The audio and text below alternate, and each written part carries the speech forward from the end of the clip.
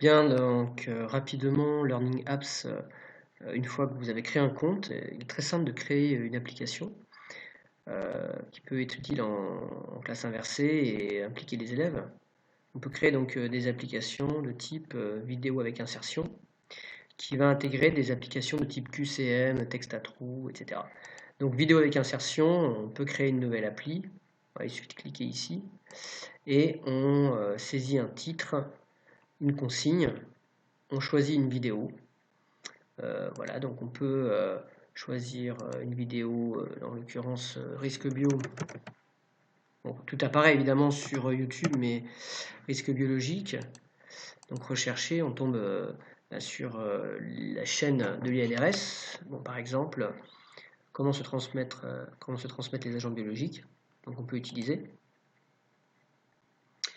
Et ensuite, on pose une consigne, par exemple de regarder la vidéo et de répondre aux questions. Et on peut eh bien, ajouter à différents temps qu'on a indiqué eh bien, via la vidéo qu'on connaît, hein, par exemple à 1 minute 10, je vais poser une question, c'est un exemple, eh bien, je peux sélectionner une appli que j'ai fait au préalable. Donc dans mon cas, j'ai fait un petit exemple. Donc dans mes applis, j'ai créé un répertoire 3RB, donc comment se transmettent les agents, et j'ai des petites applis qui vont intégrer ma vidéo. Donc là, je retrouve ma vidéo. Suivez attentivement la leçon vidéo et répondez aux questions. La bonne réponse sera surlignée en vert. Récapitulatif du score apparaît à la fin. Donc là, si je passe ma vidéo, je vais avoir les questions qui vont arriver les unes après les autres. Je peux donc avoir la possibilité de donner le QR code aux élèves, d'avoir un lien hypertexte ou intégré via le iframe dans des plateformes. Et aussi même de faire du SCORM, c'est-à-dire avoir un fichier sur les plateformes qui donne un résultat avec l'identification des élèves. Je peux aussi créer une classe dans Learning Apps. Enfin, il y a plein de possibilités. Donc là, je ne peux pas aller vraiment dans le détail. Ça prendrait trop de temps. Donc si je modifie l'application, eh bien, je retrouve ma consigne. C'est vraiment très très simple. Je disais, c'était donc simple. Vous avez donc là des applications qui sont intégrées dans la vidéo. Ici, il s'agit d'une application eh bien, de questions à choix multiples. Ici, une question à trous, enfin plutôt un texte à trous. Donc là, on doit répondre évidemment après avoir visionné la vidéo. Donc ce qu'il faut, voilà, il faut ajouter un certain nombre de questions avec les différents temps de visualisation. Alors qu'est-ce que ça donne? Eh bien, après avoir enregistré l'application, là j'ai limité à 2 questions pour que ça soit assez rapide sur le début de la vidéo, mais on peut en intégrer autant qu'on veut. Donc suivez attentivement la leçon vidéo et répondez aux questions. La bonne réponse sera surlignée en vert. Un récapitulatif du score apparaît à la fin. Donc là, il faut être patient sur les quelques secondes où il y aura la question. Donc la vidéo s'arrêtera au moment de la question. L'élève répond, la vidéo ensuite reprend. Et la question qui suit, voilà, c'est séquentiel. Tout est modifiable, voilà, tout est vraiment très très simple. Donc là, on va le faire ensemble, hein. Ok, on va regarder la vidéo.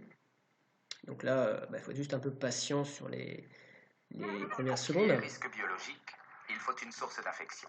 Il peut s'agir d'un être vivant, humain ou animal, d'un objet contaminé, du sol ou de l'eau. La source d'infection est appelée un réservoir. Quand les agents biologiques peuvent sortir du réservoir, il y a risque d'infection. Voilà, donc l'élève clique sur, bon, c'est fait en classe inversée, c'est fait en amont, donc il démarre l'activité, et on a normalement, voilà, ce qui apparaît, la question, attention, plusieurs réponses justes possibles, qu'est-ce qu'un réservoir? Voilà, on va plutôt répondre juste, donc on valide, bravo, vous avez répondu, donc c'est vert, on ferme l'activité, donc là c'est fait, on passe à la suite. Ils peuvent être transmis par l'air, comme pour la grippe ou la tuberculose, mais aussi par simple contact, comme pour la rage ou une mycose cutanée. La transmission peut se faire par les mains contaminées, en se frottant les yeux, ou en fumant, par exemple. Elle peut peut encore se faire par l'intermédiaire d'un objet ou d'un animal contaminé.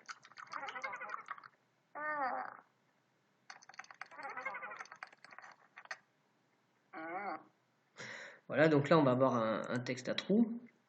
Donc voilà, on va faire exprès de répondre un petit peu n'importe quoi pour voir. Voilà, donc, en fait, il y a quand même une logique. Voilà, donc contact. Là, c'est pas bon. Donc